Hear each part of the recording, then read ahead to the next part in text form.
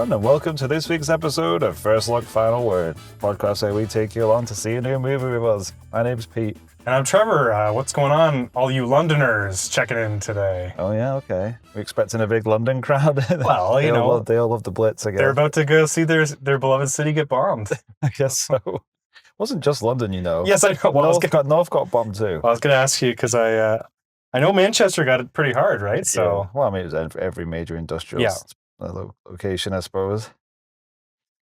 So there we go. So, anyways, if you couldn't have guessed, we're seeing Blitz, directed by Steve McQueen. Yes. I'll quickly read the synopsis, then we'll be on our way. So, yeah, go for it. In World War II London, 9-year-old George, so that's why I said London. Gotcha. Is evacuated to the countryside by his mother, Rita, to escape the bombings. Defiant and determined to return to his family, George embarks on an epic, perilous journey back home as Rita searches for him. All right, then. Yeah, this one sort of snuck up on me. I hadn't really seen anything about it. Like when you suggested we watch it this week, it was the first I'd heard. I've not seen any kind of articles or trailers or anything about this, so I'm going in pretty fresh. I don't know about you. Well, I like Steve McQueen. Yeah, I like Steve McQueen quite a bit. I believe this one was on track to be released like late last year, but I think it got bumped. Yeah, it happened to a lot of movies last year. So I think they're going to do like a pretty big awards push for this one. So they want some star power to be on the red carpet and stuff like that. Or, maybe I'm wrong. There's a lot of movies getting mixed up in my head about what kind of got booted from 2023 to 2024. Yeah, there was a lot of that though with the strikes and stuff, right? They didn't want to release stuff when they couldn't roll people out for the release and all that. So yeah, maybe sounds like this might have been one that got caught up in that for sure. But I am excited about this one. This is his first like proper theatrical release movie since COVID. So it's it's not getting much of a theatrical release though. It doesn't seem to be, at least. Because when does it hit Apple? Hits Apple next week. Next week, yeah. So that does kind of seem like maybe they are expecting a kind of an awards push, because don't you have to like have it showing a certain amount of screens to qualify? Yeah. So this one kind of got released at an unfortunate time in Apple's strategy because you've got a bit of inside baseball on Apple's business plan here. Well, but because this time last year we were talking about how Killers of the Flower Moon was being released wide. Hey, did we miss our birthday? So that's what I was gonna say. This is our first episode since our 1-year birthday. When was our 1-year birthday? I should have looked this up. I think it's terrible. I think it's November 7th. Was or it? Something like that. Wow. So it's really close. So that was my way of hinting. Sorry, let's just stamp all over what you're ramping up to there.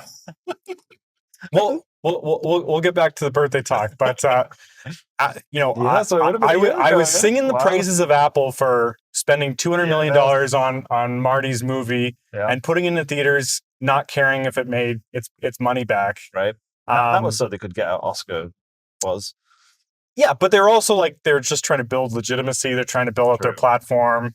Apple can be a loss leader because they make $5 trillion a year selling iPhones. So what the hell do they care if they make any actual money in the movie business? But then after 5 or 6 of those in a row not really panning out, Napoleon being another one of them, they changed their strategy. So they're just doing limited release, fairly similar to Netflix's strategy now, which is a bit of a bummer. Yeah, I don't know how I feel about that, to be honest.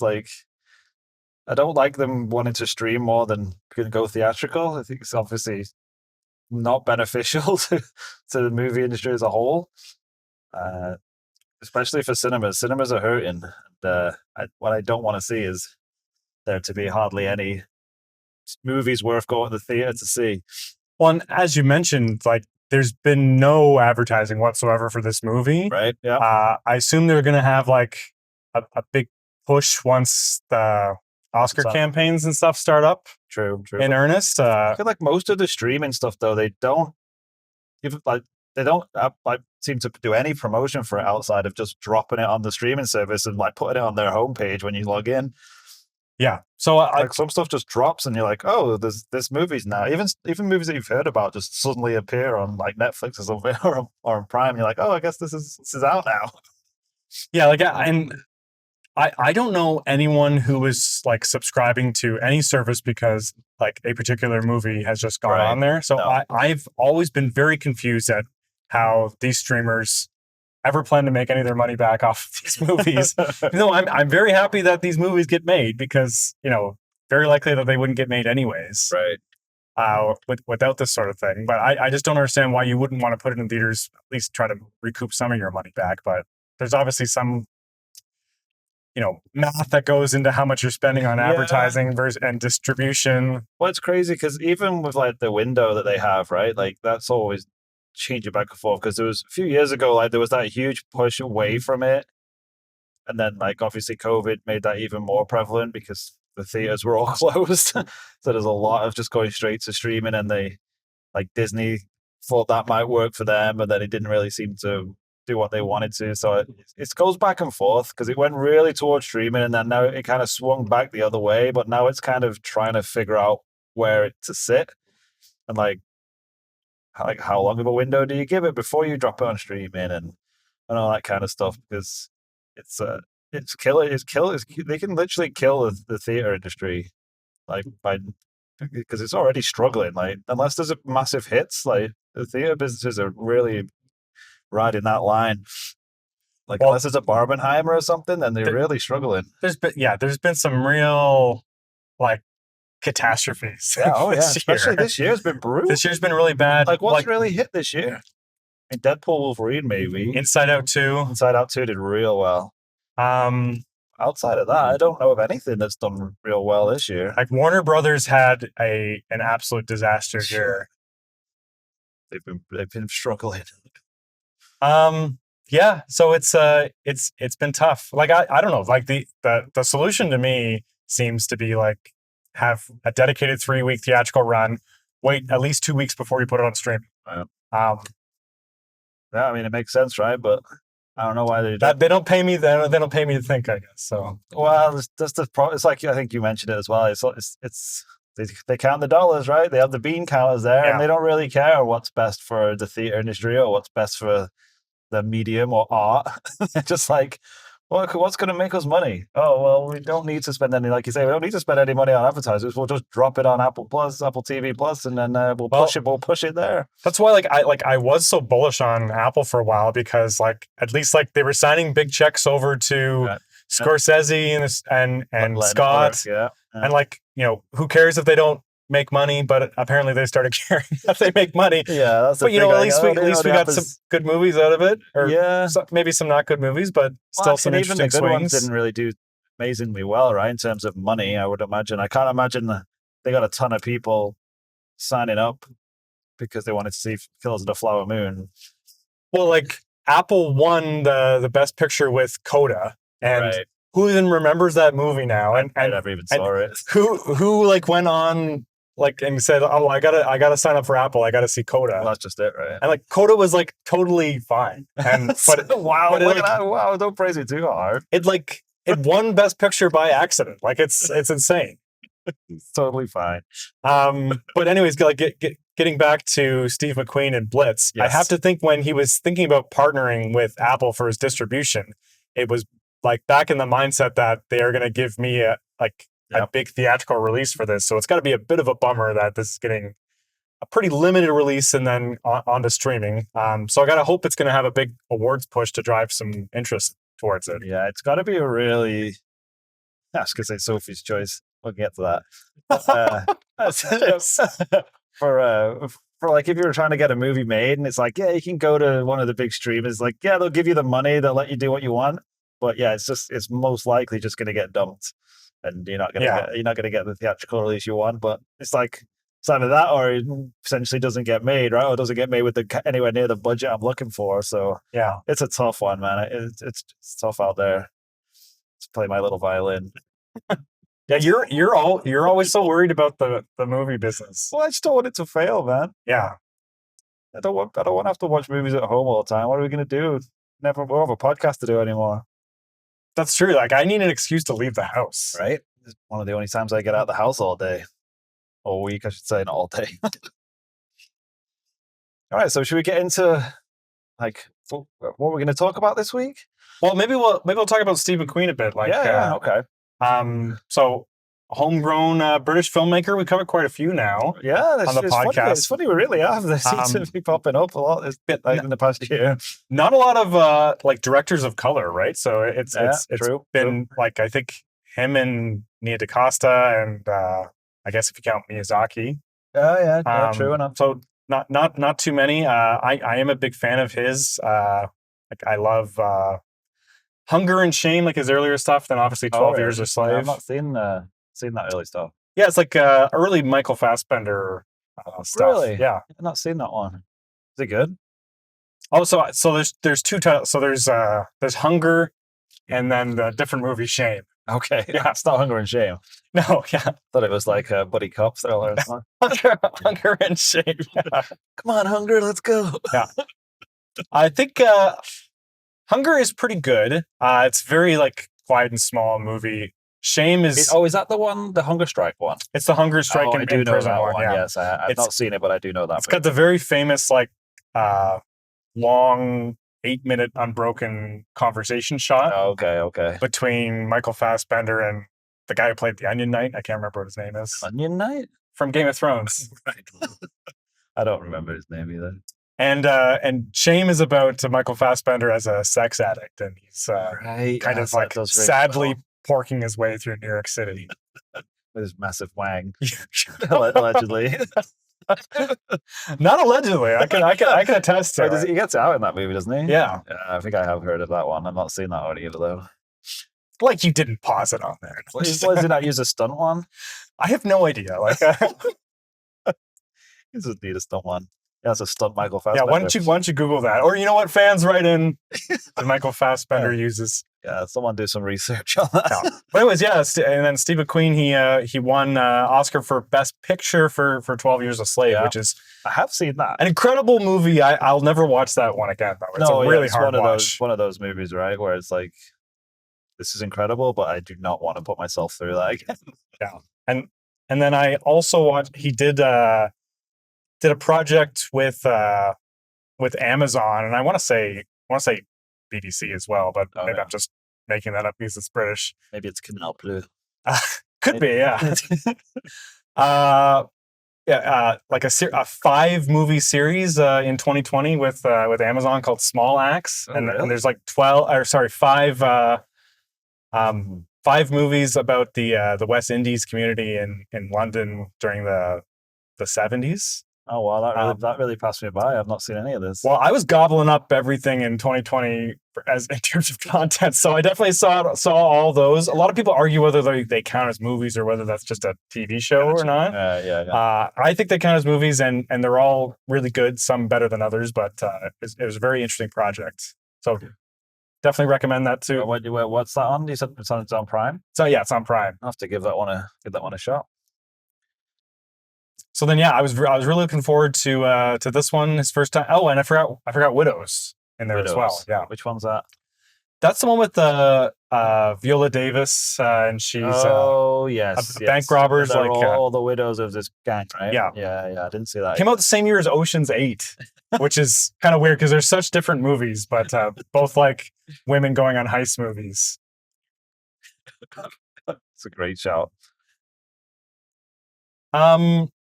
So I guess we were going to talk about our question of the week, right? Anything else you want to get into, or do you want to talk about our birthday? Well, yeah, why don't we do the birthday first? All right, well, happy birthday, Pete. Yeah, we'll have to drop in some. I think the happy birthday song's like public domain now, right? I guess so. We'll have to drop that in the background. Definitely want to make sure of that before we drop it in.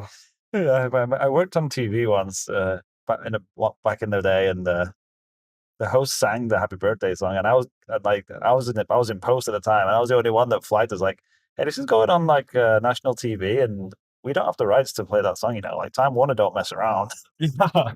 So we had to just cut the audio out. Oh, so was that long ago that they had to?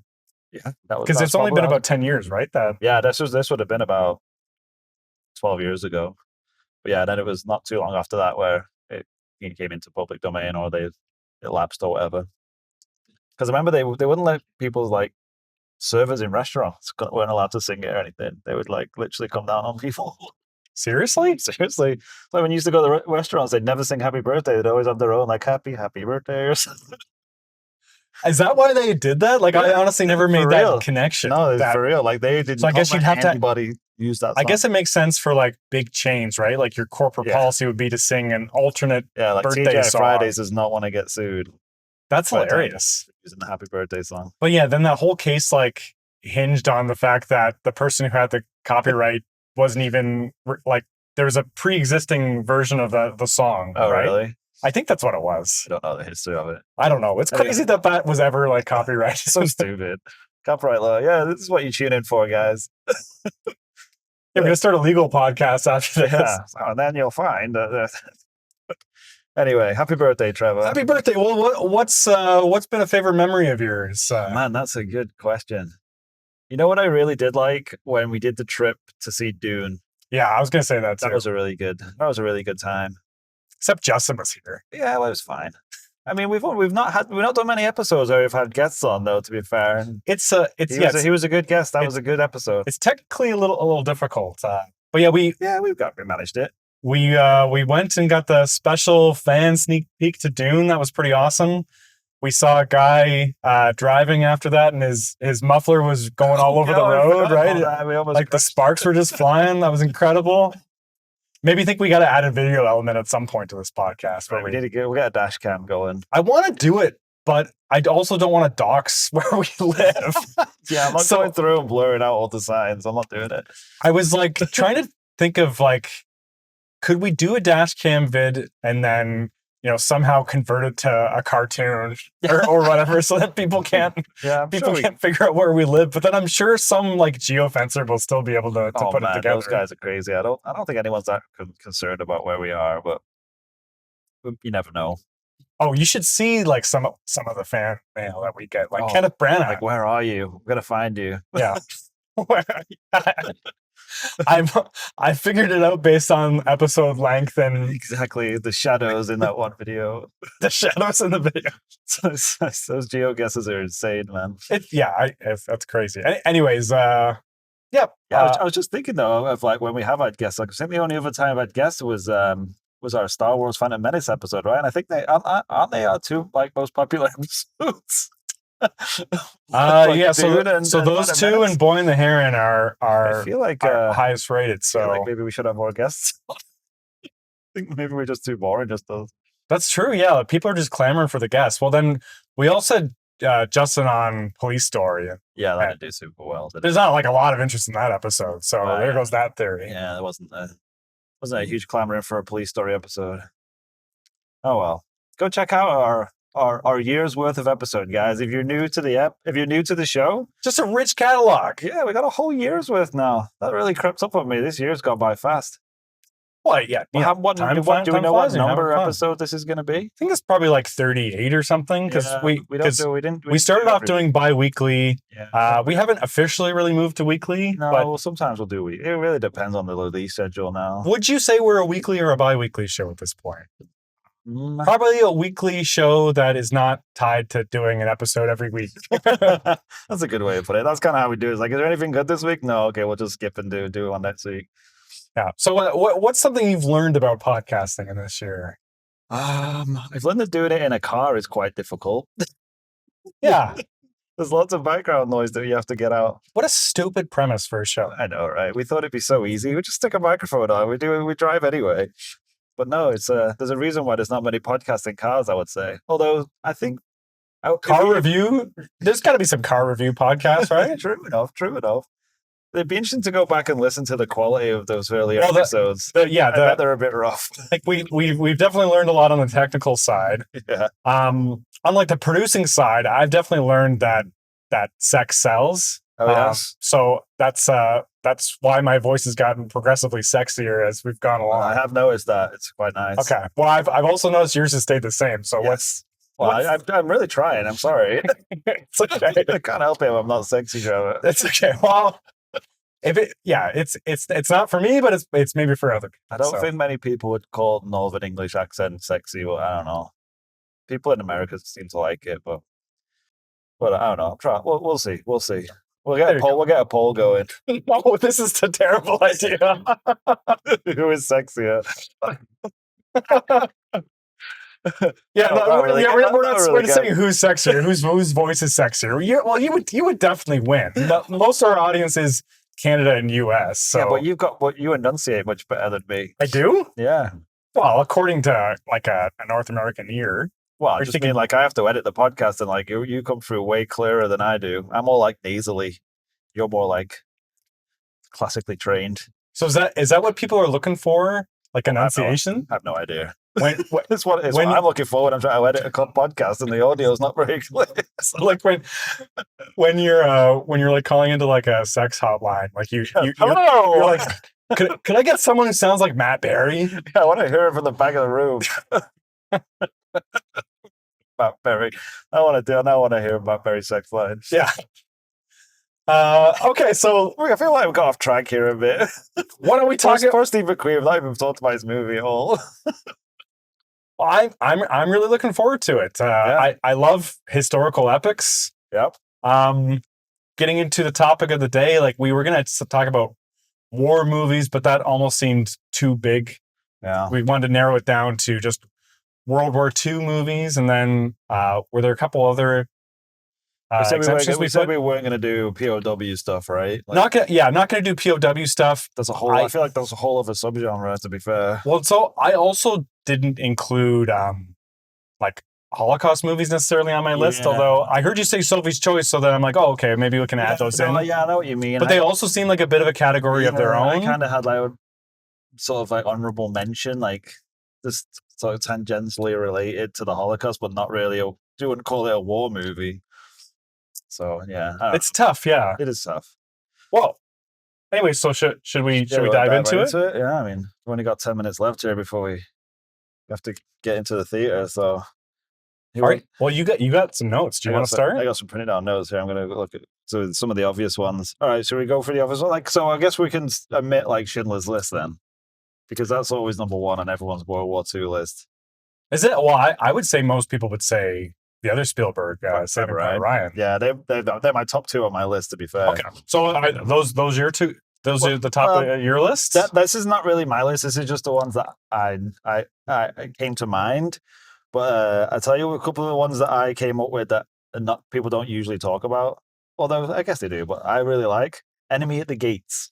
Okay, interesting. Oh, of course. I don't know why, but I really like that stone. movie. I do not move. I just love it. I don't know why. My sister and I really like that movie. Yeah, me and my brother as well. I don't know. Maybe it came out just the right time, but I've probably seen that more than any on this list. Hey, not that it's the best one on the list. No, I've definitely seen it. I did not include it on my list. I liked it at the time. It's very pulpy. It is. I think that's why I liked it. But no, I liked it a lot at the time. Vasily Zaitsev, is that the guy's name from that movie? Nice pull, yeah. I really, really liked that movie back in the day. I think like the logistics of that movie kind of confused me. Don't really make sense. Like, because they're like, they both know that they're going to be in that warehouse, but so they're both like trying to snipe in that warehouse. I feel like it's got to be simpler to kill each other. It didn't really make a ton of sense. Like the cat and mouse aspects of it, I think don't really make a lot of sense. But I like it's just so good though. It's a fun movie, yeah. Just don't overthink it, Trevor. Don't overthink it. Snipers be sniping. I think that was the tagline. All right, the other one I wanted to mention is Escape to Victory, which is a POW story. Let's be fair, but it doesn't get talked about. Do you know this movie? Escape to Victory. It's the soccer movie. I don't think so. So it's basically like prisoners of war, and they have a big football. I'm going to call it football, just so I don't get roasted. Oh, I thought that was a First World War thing.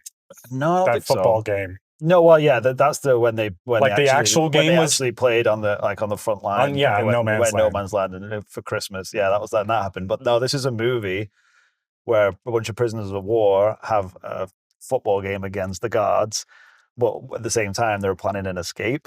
And it stars Sylvester Stallone as an American goalkeeper, and Michael Caine's in it. But it also has like legit football players, like Pele's in it. And like, Okay, wow. And like Bobby Moore is in it. He's like one of the greatest England players ever. So it's not a good movie. Let's be clear. It's not. I really appreciate this recommendation. It sounds very interesting. I will add it to my list. But you are a cheater. We said no POW movies. Yeah, I know, but it never gets talked about though. Okay. So I wanted to bring it up. Okay, let me go to my list of. What a little cheater here. You agreed to these rules. All right, I'm gonna find some others here. Oh, this is the one I wanted to ask about. Are we counting Oppenheimer? That's another one that's like not really about. It's not a war movie, but it kind of is. And it's kind of subversive in that it doesn't show the damages of the war, right? So I'd say you could definitely count it. Well, I was gonna ask like what interests you in war movies. So I know for me, I've had a bit of a pushback against them. Yeah. In my adulthood, and that I kind of, whenever they get like a little bit too, like raw patriotic, exactly. Like I feel like I'm just like, I don't know, what am I rooting for here? Like, well, I think as well, there's been kind of a bit of a dearth in really good ones. Like there was a whole slew of them, like back in like the 70s. But then like there wasn't really anything until like you got the Saving Private Ryan, your Thin Red Lines, and. Well, and so like a movie I really like. I know what you're gonna say. I was gonna say Inglourious Bastards. Yeah, okay. No, I thought you were gonna say Dunkirk. Well, I'm saving that one. I know. So if I know that, be up there on your list. Inglourious Bastards, I contend, is Tarantino's best movie. It's very good. I really enjoy that. I really love it. And it kind of takes the idea of like, people liking war movies for patriotism, as a theme, and kind of like flips it on its head. Mm-hmm. Like you're watching there's a propaganda movie in the movie, but then the movie itself is also a piece of propaganda. Yeah, it's very meta, isn't it? Yeah. So I just love it. And it's also just like an incredibly well-crafted story. Yeah, it is. It's really good. And Michael Fassbender again. We're getting a lot of love this episode. Oh, I did want to give a shout out to Downfall. See Downfall? Yeah, love it. Well, great movie. I saw it as a meme far before I actually saw the movie. Yeah, it was meme to the hilt, that one scene. But yeah, just such hilariously so though. It's perfect. And such like a great grounded movie. Yeah. Mostly takes place in that fucking bunker. And like just some incredible performances. Yeah, it's amazing. Not seen that for a long time though. I remember when I would have seen that. So I was going to shout out a couple movies about the Blitz itself. Oh yeah, I probably should focus on that, right? So hit us with some. What do you got? Mrs. Miniver, a movie primarily about a rose growing competition. Oh really? But also features it's very much like a war at home movie. Okay, yeah. Made like I think it was in 1941. Like it's like kind of. There's parts about Dunkirk in there, and then parts of the Blitz. Like the climax is like a bombing scene. Wow. The movie itself is kind of just a huge piece of propaganda to convince Americans to join the war. It's an incredible movie. No, I've not heard that one. Interesting. Any more on that? And then I don't really know any Blitz. Then I was going to shout out The Lion, the Witch, and the Wardrobe. Oh wow, great one. And like Blitz, it's also about escaping, like sending children to escape war-torn London to go out to the countryside. In a similar sort of vein, how about Pan's Labyrinth? Yeah, I don't think that. I think that's Spanish Civil War. I don't think it's World War II. But close enough. It's both about like escapism, right? It's war, right? It's similar, sort of. I'm pretty sure that's Spanish Civil War. I'll have to double check. I have no idea. I know I can't remember now what it would have been. I don't know what year it's set in, but yeah, you might be right.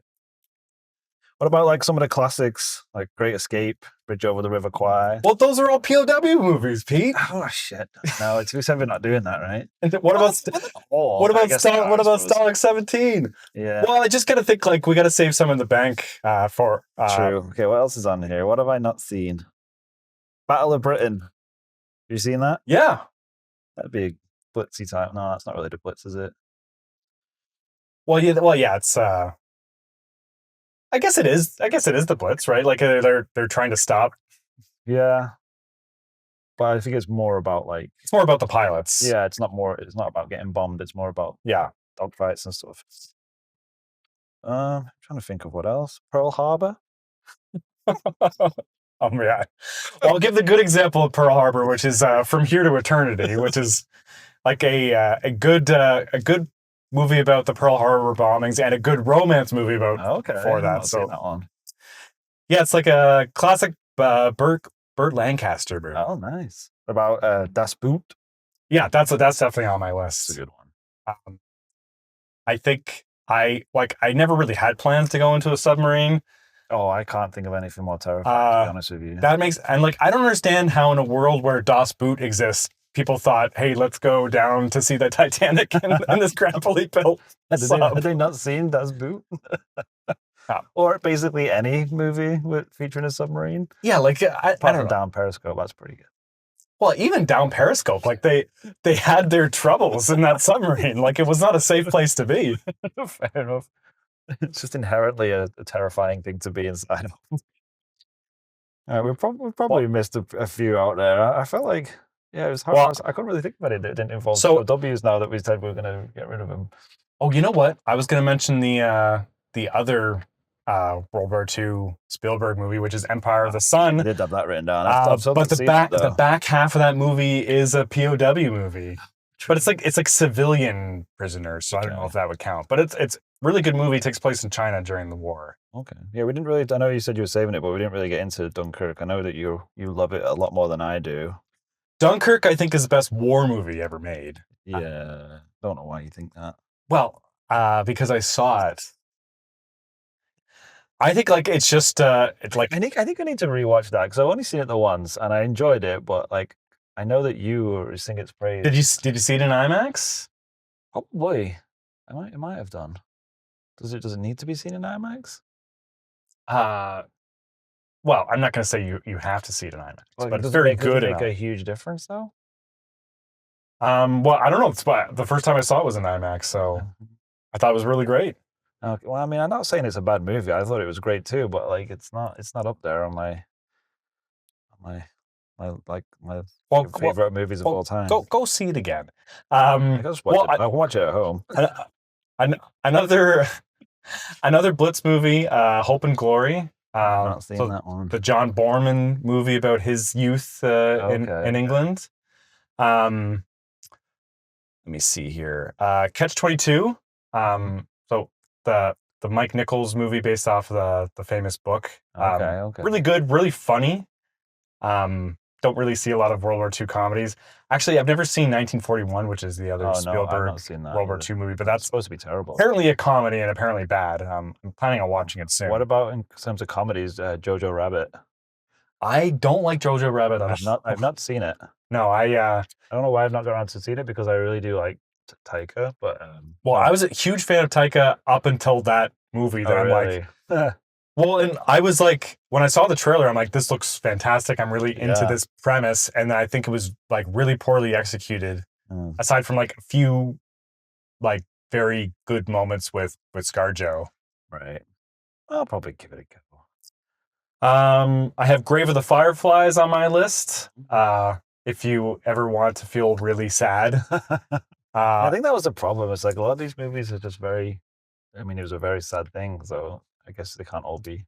Yeah, Grave of the Fireflies might be the saddest movie of all time. Like it's another like. You've seen Watership Down? No, it's the saddest movie ever made. Okay, it's a conversation for another day. It's not about the World War II. It's about rabbits. Okay, I don't even. Yeah, this movie's not even on my radar. So it's an animated movie. Okay, well, so's great. Yeah, so's Grave of the Fireflies. Also on my list is Slaughterhouse-Five. Oh, so I was a big fan of the novella for a long time. Okay, and then I just saw the movie this past year, and it's really good. It's also like an escapism thing. Who was that? Like, who was that? Who made it? I think it's Walter Hill who makes it. I'll have to double check. I don't know that one at all. But it's the premise is people at the bombing of Dresden. Oh crap, that's a POW movie. Shit. Yep, strike it off. Okay, well Well, there's not many like, World War II movies that don't reference POWs in well, some way. there's a large portion of the movie where they were not POWs. There you go. But anyways, this guy says he was kidnapped by aliens. Okay. And so he exists. Like the premise of the movie is that he exists in all time throughout his life all at once. All right. Okay. And so at any given moment, and it's kind of just like a PTSD metaphor, right? Okay. He just like he's experiencing it all. He's at home after the war, and then he's just like he's suddenly back at war, right. And then he's suddenly like abducted by aliens. I mean, I'm surprised this has never been on your radar, but it's really good. You're not really selling it though. To be fair, it sounds weird. Well, the weirdness is how do the aliens show up? You actually don't see the aliens, which is quite clever. Okay. You know what? I just had like a weird. I feel like we might have talked about this movie before. Slaughterhouse-5? Yeah. I don't know why. I just had like deja vu that we talked about the aliens before. I don't know. Maybe I'm misremembering. Like I've definitely not seen it. I can tell you that much. Well, you should see. It's not. It's like the way that it's edited is quite good. I was going into it like after reading the book, thinking that there's no way that they could have pulled it off, and I do like it. It's pretty good. I do like when they do that interesting editing techniques. Yeah, with weird narratives like through lines and stuff. So maybe I will give it a go. And the last one I have on my list is Come and See, which is a Soviet movie about the horrors of war. Ooh, what about Stalingrad? You see Stalingrad? I've heard that's really good. I haven't seen it. Yeah, I don't think I've actually saw that one. No, I did hear very good things about that. Well, I saw Enemy at the Gates, right? So I saw. Right. That's all you need to see. Yeah. It's basically the same thing. Yeah. Anything else on your list? No, I think we've covered everything. I mean, mine are all POW movies. Jeez. Well, to be fair, I accidentally picked some in there too. Well, what about the Dam Busters? Is there any POWs in that? I've never seen it. No, that's a classic. Is that a British one? I don't remember much about it though, to be honest. Dam Busters. Dam Busters. You know the story, right? About the Dam Busters with the bouncing bombs. Oh yeah. Mm-hmm. No, I've never seen the movie though. No, it's I don't remember it at all actually, but it just came to my mind. It's like when trying to think of classic war movies. Well, do you think we're going to see a classic war movie today? Well, like I say, I don't know anything about this one. I've not heard any like scuttlebutt about it, or if it's good or bad. I've not looked at any reviews. Not that there would be any out yet, I don't think, but I hope so. I mean, I'm looking forward to it. Well, maybe this time next month, like this is going to be an awards frontrunner. Well, and it's like it's mostly based off of a kid, right? Like, I think he's like a newcomer. Didn't recognize the name. Yeah, I think. Well, like I'm just assuming because it's a 9-year-old character, it's not anyone famous. Is he 9-year-old? Okay, fair enough. It was in my synopsis. Oh, I wasn't listening. Yeah, I was checking the audio level. You just have nothing but contempt for me. I said you had a sexy voice. All right, well, with that, everybody, if you're new to the podcast, Pete and I are going to go inside the movie theater, watch Blitz, and then come back, give you a spoiler-free review of the movie, give you plenty of warning before we go into spoiler talk. We're also going to tell you the perfect time to go to the bathroom, so you can take that information with you to the theaters. Anything to add, Pete? No, I think that's about it. We'll head in. Okay, wish us luck, everybody. See you later, guys.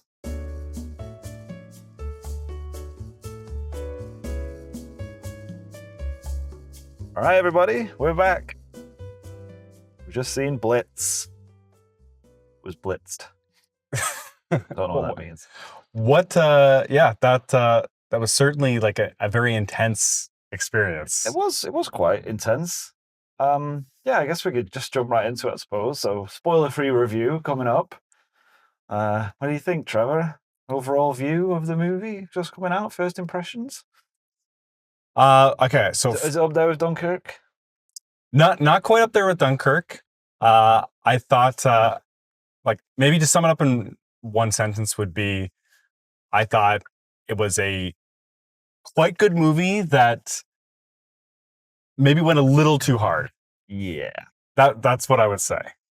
Yeah, I would agree, and I would even probably be leaning more towards it kind of made the movie less I didn't like it as much just because of some of the choices it made, like tiptoeing around stuff maybe. But yeah, I felt like I didn't really know, like I didn't really engage with what was happening in the movie because I just felt like it was a bit too like just piling on a bit too much, and that kind of made me kind of step back a bit from it and just be like, yeah, I'm finding it hard to really engage with these characters because I just feel like this is ridiculous. And I'm not saying that people didn't go through a lot of hardships during the Blitz. I mean, it was a horrible time, and I think it portrayed a lot of those horrible things really well. But I think trying to like pile it all onto this one little kid character was a bit like, I mean, come on, man. Like, Well, how much of a bad day does this kid need to have? So I was having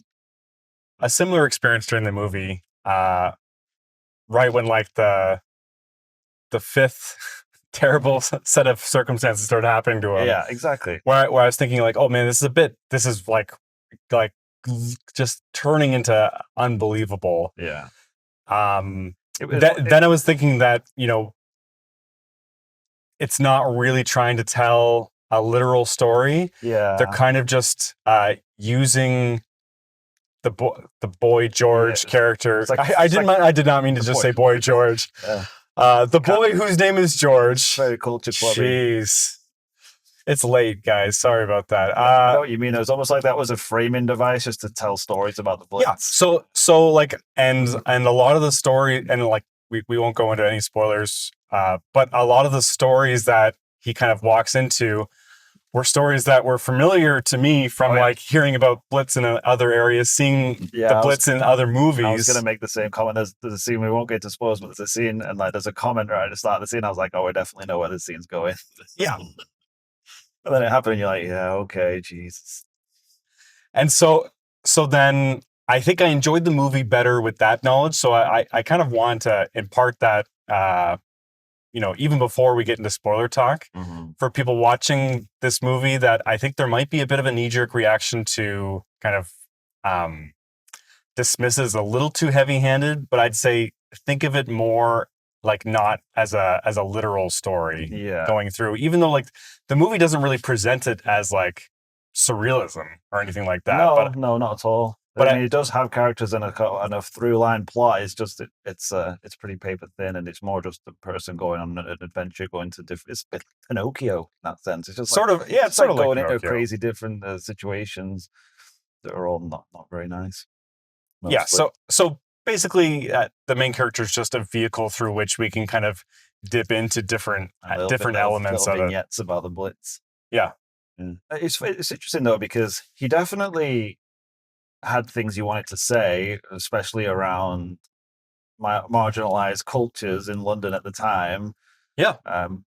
Which I found quite interesting, even though I'm probably not necessarily the target demographic for that kind of stuff, but it's something I hadn't seen before. But then I felt like maybe I don't want to shit on it too much, but it felt like maybe it didn't have the confidence to just concentrate solely on that. So it was like, oh, but we also have to get all this other stuff in as well, because people will be expected to see all this stuff happen because it's the Blitz and it's like all this horrible shit's going on. And quite honestly, I feel like I might have enjoyed it more if he had just concentrated more on like when he showed like the little like the swing bar or whatever it was, and like that community, and that was like areas that haven't really had like stories been told before. You know what I mean? Yeah. Well, I certainly I found that very interesting part of the movie, and we were listing a lot of movies that took place in the UK during the Second World War, and I don't think any of the ones we mentioned kind of were from the perspective of marginalized communities like that. So it was like really interesting and kind of revisionist take on that history for sure.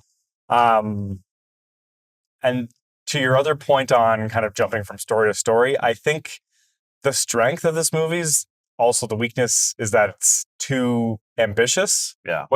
It's very ambitious. That's going to work for some people. I think more people will be turned off by that.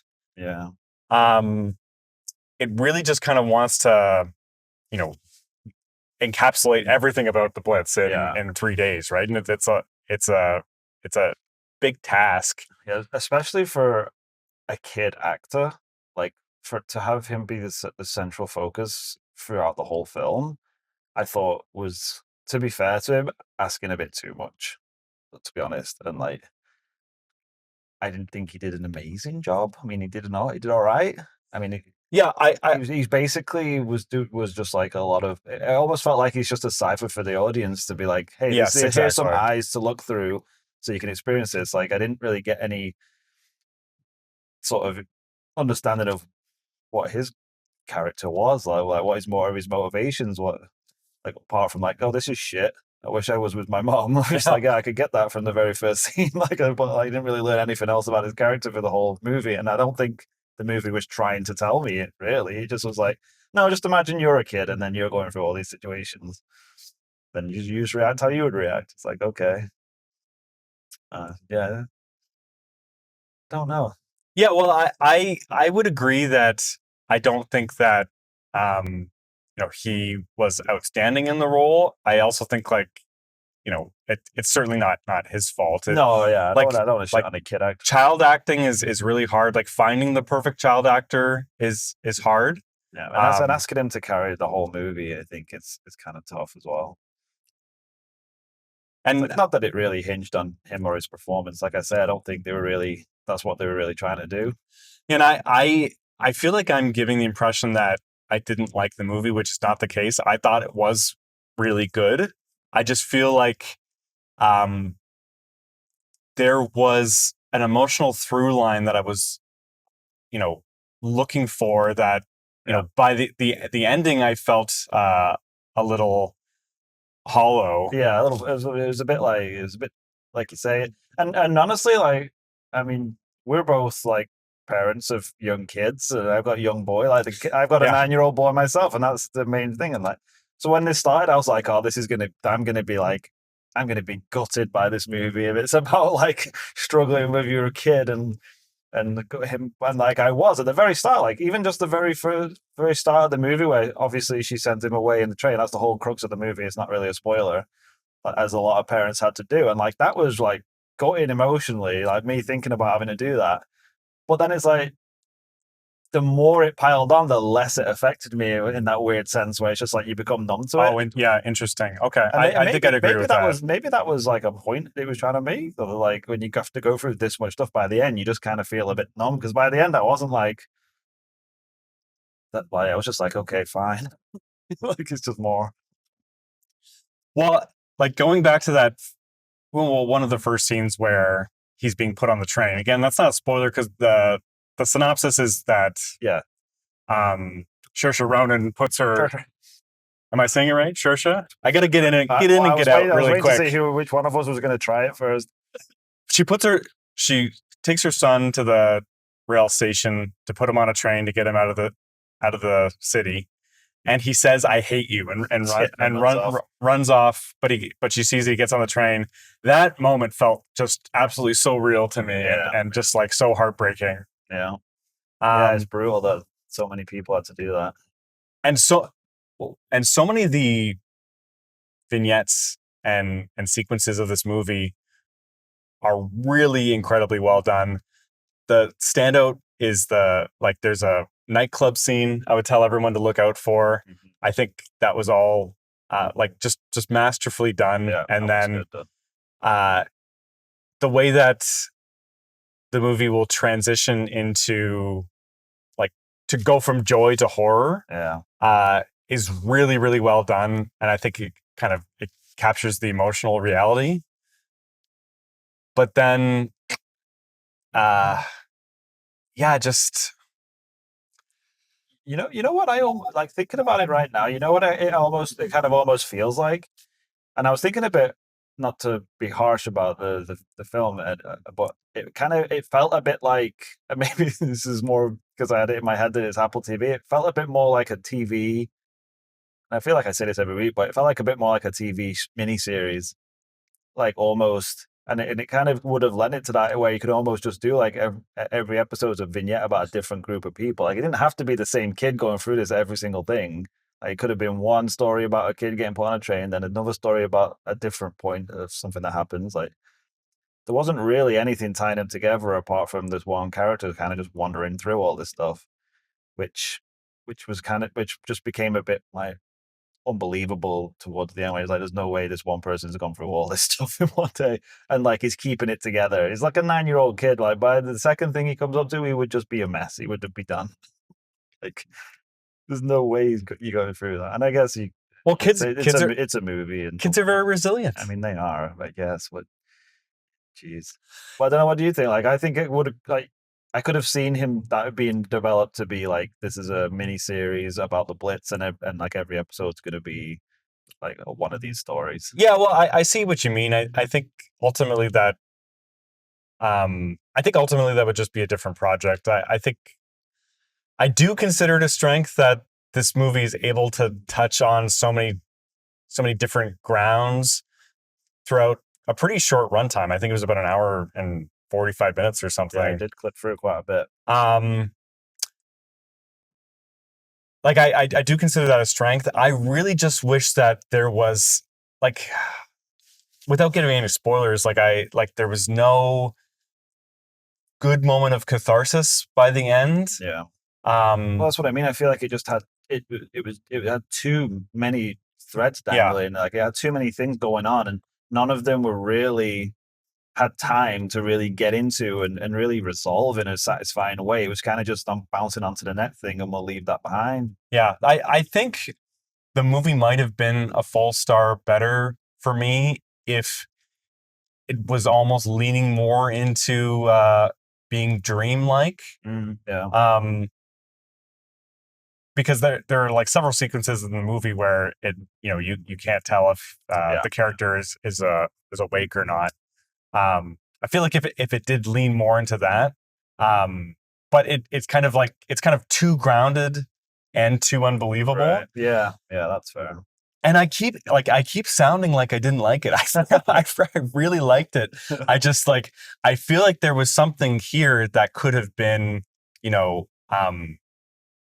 masterpiece level. Yeah, I know what you mean. It had all the ingredients, right? Like it had all the ingredients. It had all the people it needed. The cast was really good, I thought. To be fair, I know I was shitting a little bit on the child actor, but like there was a pretty good cast, and I kind of want to get into spoilers to talk about it more. I'm trying to tiptoe around things, but yeah, I just felt like, to me, it just felt like it had way too much it was trying to say, and not enough time to say any of those things. With I feel that what they needed to be sort of feel well rounded, if that makes sense. Yeah, I can definitely see where you're coming from. I basically like the structure of the movie. I just feel like it's just like it just did not succeed 100% in kind of emotionally tying everything together at the end. Yeah, honestly, I feel like if you jettison maybe one or two little things, just so that some of the others could breathe a bit more. I know exactly what I would jettison. Yeah, and I think it would be addition by subtraction. I wonder if we're thinking of the same thing. Yeah, I know exactly what I would get rid of. Jumping on your comment about the acting, I think Saoirse Ronan. I'm going to own how I'm pronouncing it. I'm pretty sure Yeah, I think it's. I'm pretty sure I'm saying it right. I mean, unless you do a really corny Irish accent, you can't really say it properly anyway. Saoirse Ronan. Saoirse Ronan. Anyway, let's not do hate crimes. I think she was incredible. She always is, though, right? I mean, I felt like this was like bread and butter to her. I feel like it wasn't really anything that she needed to worry too much about. I think she is the best actor of her generation. Like, I think she's just incredible. Like, I don't even know who I would hold second to her. That's what I mean. Like, it's such a good performance, but that's why in my mind, I'm like, I feel like she's probably not even really trying that hard, and it's still better than anyone else could have done. Well, and her involvement in the movie and one of the sequences in the movie reminded me of another really great World War II movie that I forgot to mention at the top, which was Atonement. Oh, yes, that is a great movie. She was just a little girl from that one, and that's when she got her first Oscar nom. Right. But yeah, great movie. Okay, so before we head into spoilers, just want to give a shout out for my pee report. Yes. There was one guy that got up to pee. Is that what you're going to call out? Well, I thought he timed it pretty well, but he took too long. he timed it well. So there's a point in the movie where both the mom and the son character go to sleep. Yeah, there's a lights out moment. And so he chose that moment to go to the bathroom. I think it was pretty good, but he did take his time. So yeah, there is something that's quite important that happens directly after so that. So don't take too long. I think that's about I had my watch going, Right. but I didn't exactly clock it. I think it was an hour, 18 minutes in or thereabouts. But yeah, hurry back. Don't be like that guy. Yeah, in and out, man. Come on, we know what we're doing. All right. So if spoilers bother you, I'd say drop off now. But make sure to watch Blitz and come back and listen to the rest of the podcast. Yeah, especially we didn't really mention, but like it's dropped right around Remembrance Day here, and everywhere. So it's. I mean, I'm sure they timed it for that, even though they're a week late. But well, I think I don't know when this actually got its like premiere in North America because it's sort of just like got like a very limited release. But even for Apple TV, I mean, it's not going to hit Apple TV till next week, November, right? So yeah, I feel like they probably would have wanted to get it out early November. But oh well, I don't do the programming for Apple Plus, Apple TV Plus, I guess, whatever it is. Okay, so are we in spoiler territory? Yeah. Okay, we'll move into spoilers. So you've been warned, guys. Spoilers from here on out. All right. So what is your cut from the movie? Well, my initial reaction was I would cut the whole flooding of the tube station out. Oh, I wasn't going to say that at all. But then I thought. But then when I rethink, I thought it might just be because that was so far into the end of the movie. I was just like, and more like maybe if you'd kept that, taking other things out, I wouldn't have had the same reaction to that. And also, I think that I was just like, it was so telegraphed, and I was like, I knew it was going to happen, and I just didn't need to see it. Well, I don't want to do spoilers for Atonement, but that is what happens in Atonement. Yeah. And it's like a famous story, right? Story, right, about the Blitz. Well, but that's where I think that it's kind of a crucial part of the movie, and like unlocking the movie for me is realizing that this is not actually supposed to be a day in the life of this boy over 2 nights. Yeah. Right? Is it 2 or 3 nights basically? Yeah, I think it's just 2 nights. Maybe even just 1 night, really. And so there's like a total unreality with the whole thing, right? Because and especially at the end, because Saoirse Ronan's character, what was her name? I don't remember. That's pretty bad, isn't it? So she's sort of returning home. Rita, yeah. Rita's returning home after a night of like spending in a shelter, being bombed. Yep. You're like, as far as I'm aware, you're led to believe that dawn's going to break pretty soon. Yeah, like they called the all clear, and then it was like, nope.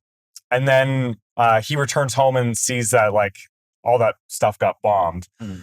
So to me, that kind of telegraphs that it's really not supposed to be over that same night. Well, I don't know, because it showed her getting back, and he was still asleep, right? So I think that was supposed to be the middle of the night still. Like the grandpa was still asleep, and then she went to bed, and then it showed a clip of the Luftwaffe coming over over the ocean with that really trippy shot of the water, of the waves. Yeah, that was like, I thought I was gonna have an epileptic fit. So I think the idea would be that like it was still middle of the night, even though they called the all clear, there was still more planes coming, and then it got bombed once she'd got home. Okay, well, yeah, fair enough. I sort of thought when they were walking home that it was going to be close to dawn, but I think that's a good point that they did do that. But he was still asleep. Yeah, but I see your point. I mean, it wasn't super dark, and they were all like, "Yep, I guess we're okay now." Yeah, that's what I mean. There was certain things like that where I'm just like, I felt like it was trying to fit things into the narrative, and some of the things just didn't really jive, and you're like, what's happened now? Like, where is he? Yeah. Well, and I think it is like an important part of the story in that, he almost dies, and, probably should have died multiple times, right? But he's kind of surviving to be our proxy through the movie. The part that I was going to say to cut out is like him being incorporated into that band of thieves or whatever. It's just like a bit like really heavy-handed. That was a bit like it was a different movie altogether. The movie was really working for me up to that point, and then at that point, I had a bit of a reaction saying like, okay, come on, like is every bad thing imaginable going to happen to this kid? And not only bad thing, but like cartoonishly bad. It got cartoonishly bad at that point. Like all those characters were like, it was like a freaking Dickens novel.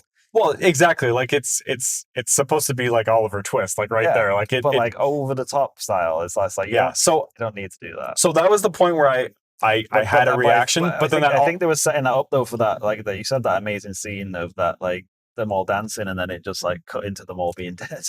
Yeah, like us moving through that space was definitely the highlight of the movie, and I should say, like, I should compliment the movie in general. It really gives a great sense of space, and it moves you through all these great spaces. It really does. I feel like I've been shitting on it a lot as well, but it really does. There's some great sequences in it, and like you say, it does a really good job. Yeah, to me, it just like didn't knit together as well as I wanted it to.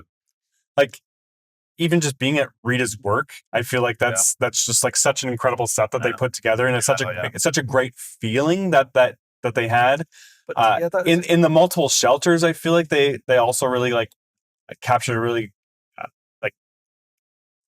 the good sense of that space and that feeling and that type of people. I agree, but I think what I was trying to say earlier as well is like I felt like I didn't get enough of any of those things. Like it set up these, like you say, it did a really good job of building these places, and at least they definitely felt like this is a real place and real people. But then it kind of just moved on, and I was like, I want to know about what these people are up to. Like even with the people at her work, like she's got her friends, and they're a bit like rabble rousing about they need the shelters open, and then like they're going out, and then like they spent a lot of time with that, and then they just dropped it and moved way on. And I was like, okay, I guess we don't really care about those characters anymore. And then it's like, and then there's the thing that she kind of has with the guy, but not really. Yeah, well, and then there's just like pointless by the end of it. It's like, what were they trying to do with that? I was sort of surprised that they didn't finish that thread. There's so many threads. It's an interesting choice.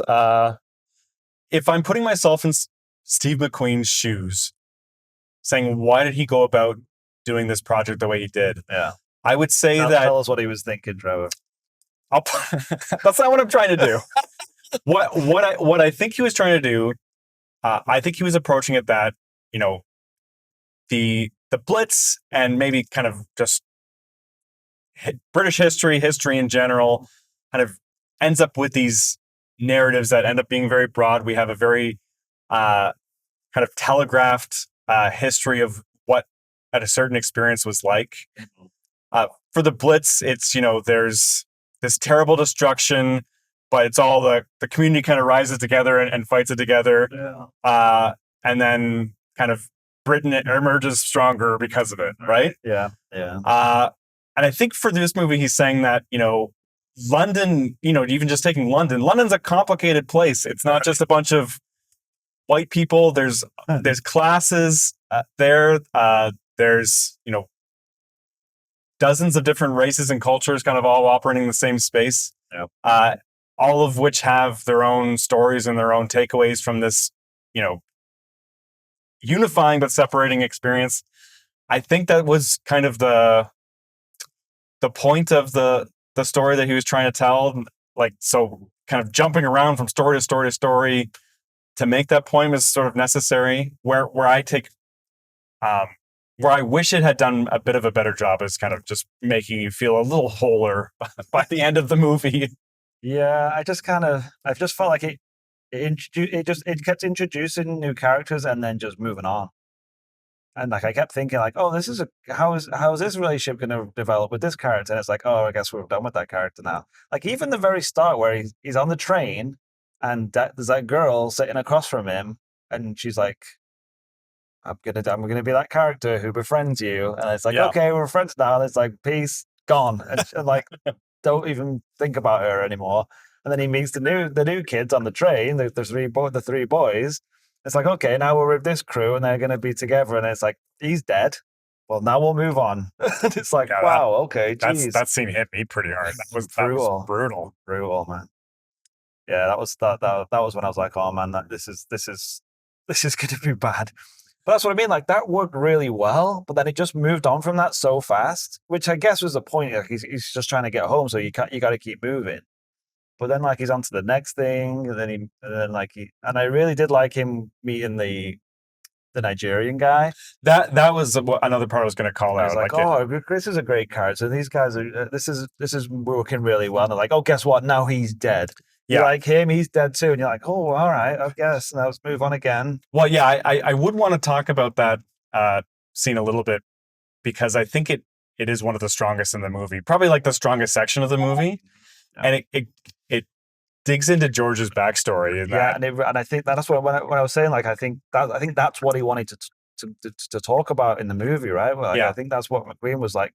That's the story he wanted to tell, and like that's why it worked so well. But then like oh, but now we have to go and do the cartoony Oliver Twist bit, and it's like, oh, do you know? You could have just spent another 20 minutes with this guy, and wrote a better way of him being not in it anymore than just like two guys going, "Oh, did you hear? He died." You're like, he died off screen doing something. You're like, oh, okay, that's not satisfying. To me, I don't know. I didn't like that at all. Well, that whole scene was really, really working for me. It was showing George's backstory and that, you know, his dad's from Grenada. Yeah. He got deported by, you know, racism basically. And so like he grew up never knowing his dad. He's the only black kid in his neighborhood. Yeah. And he has that knee-jerk reaction when he meets, I think the guy's name was Ife. Yeah. That I'm not black, but my dad was. And then kind of seeing him as a positive role model, and then when he leaves him, like he says, like, actually, I am black. Like that's like that was really like great. That was just like such an emotional high of the movie. Yeah. I kind of wish it hit more emotional highs. Yeah, that's what I mean. It's just like it seemed like it skipped on. It's like, okay, well, we want to tell this story. I'm not as invested. That's what I meant. I feel like he wasn't as invested as much in the other stories. He just felt like he had to include them, and then the ones you could tell he was invested in, like, hit really hard, and the others were just like, okay, that's like, I don't want to say filler, but it's just like it's just additional stuff that I feel like they didn't really need to do as much of.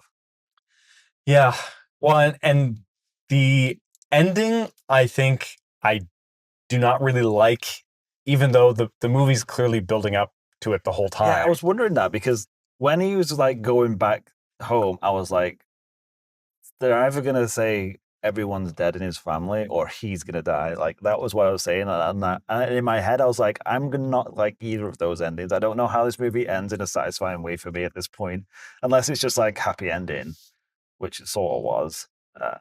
Honestly, and even that didn't really work.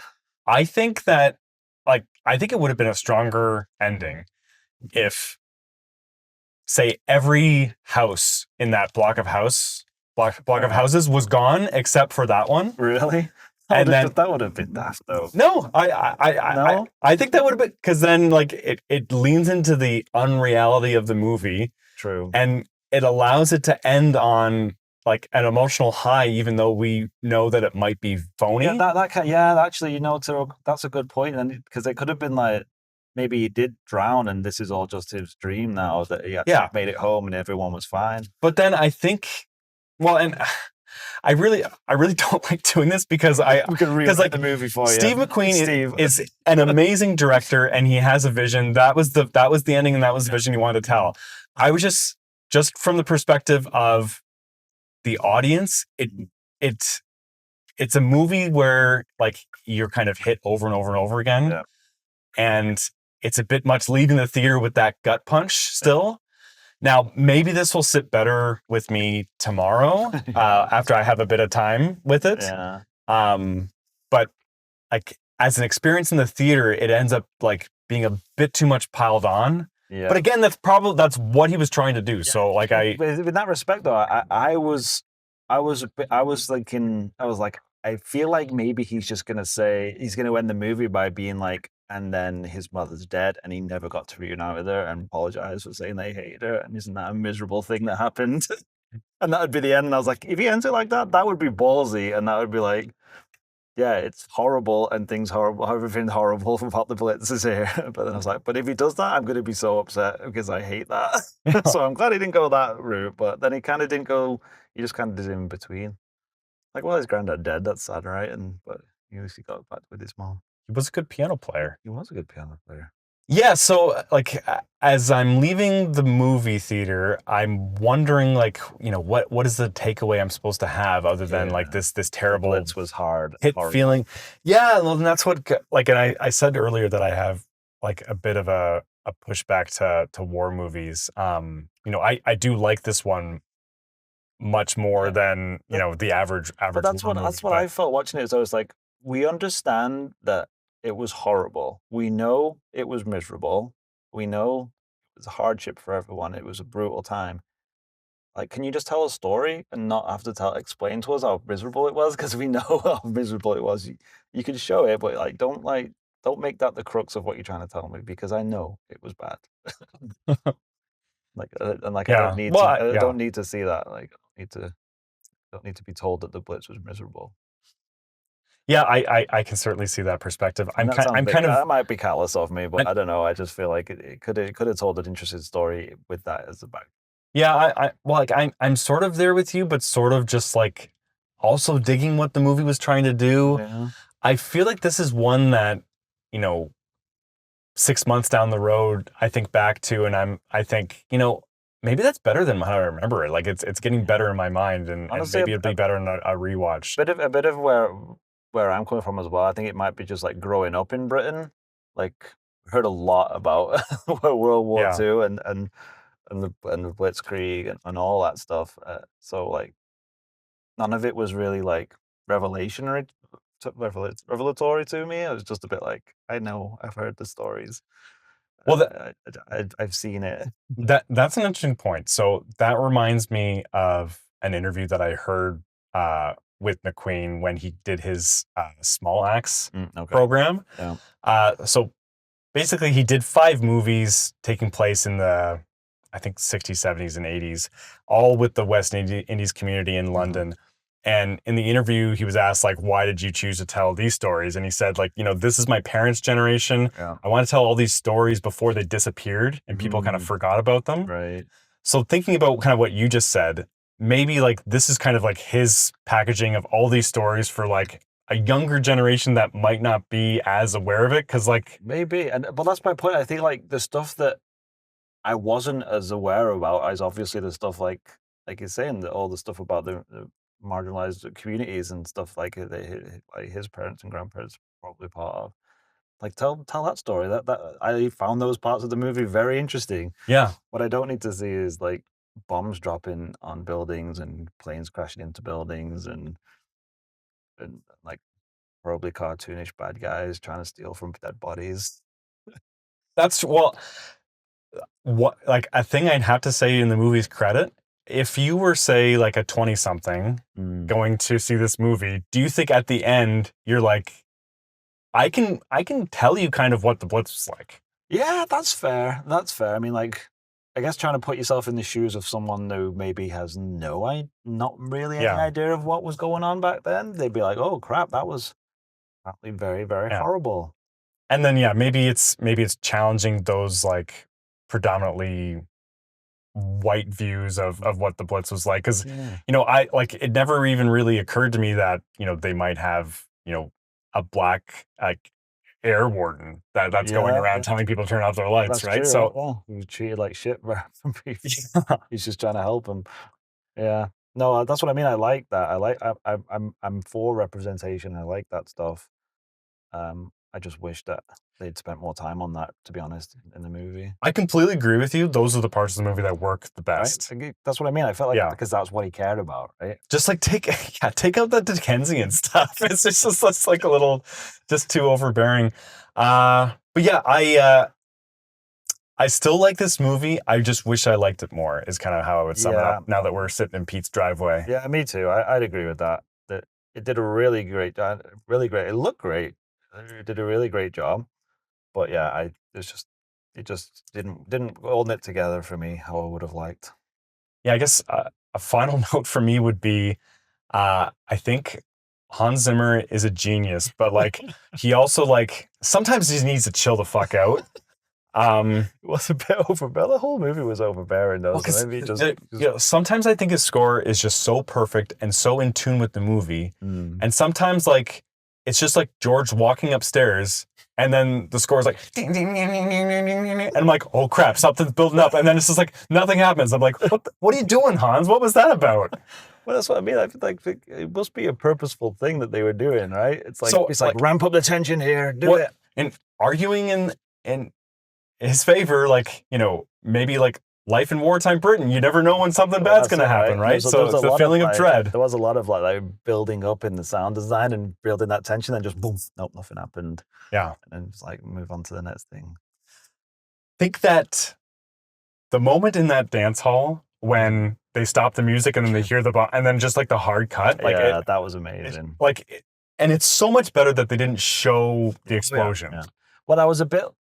I don't know about you, but I felt like the scene after that, especially, I was a bit like, did they go a bit too far with like, they don't need to be like playing with the corpses? I don't think they should have showed that at all. Like I think that was a tactical mistake from the movie. And it just seemed like, and maybe it's just like I'm clutching my pearls, whatever, but it's like it cuts to like all these like corpses, and I get they're trying to say like, look at the juxtaposition between what was just happening and this horrible scene now.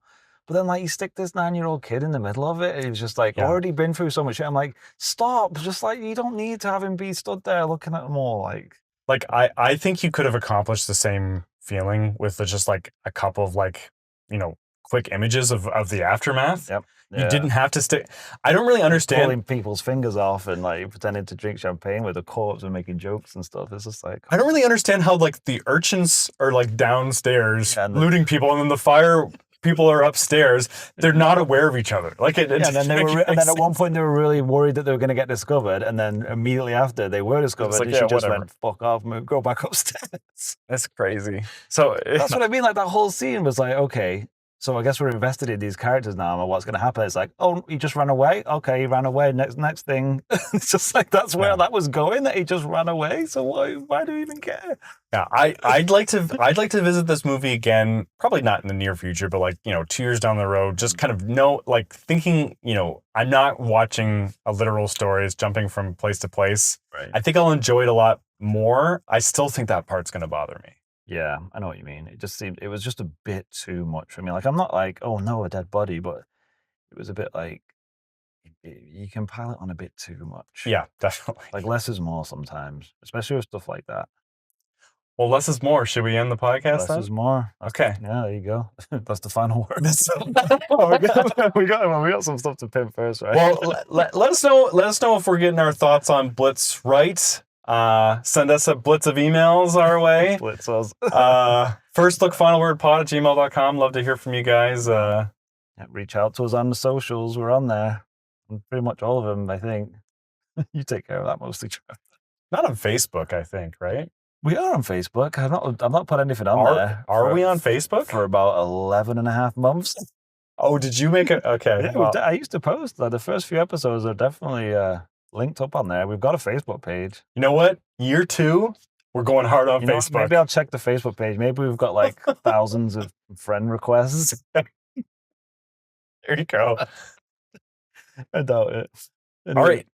Anything else to say? Yeah, no, don't reach out to us on Facebook, but maybe Instagram. What are we on? We're on Reddit. If you guys are on Reddit. On Reddit, just send us an email too. Yeah, check us out on Letterboxd. Letterboxd, that's the one. Yeah. Got some interesting reviews on there by Trevor. I'm gonna be honest. But check us out there, give us a follow. Yeah, but I think that's about it for this week, right? That's it. All right. Until the next time, guys. That's the final word.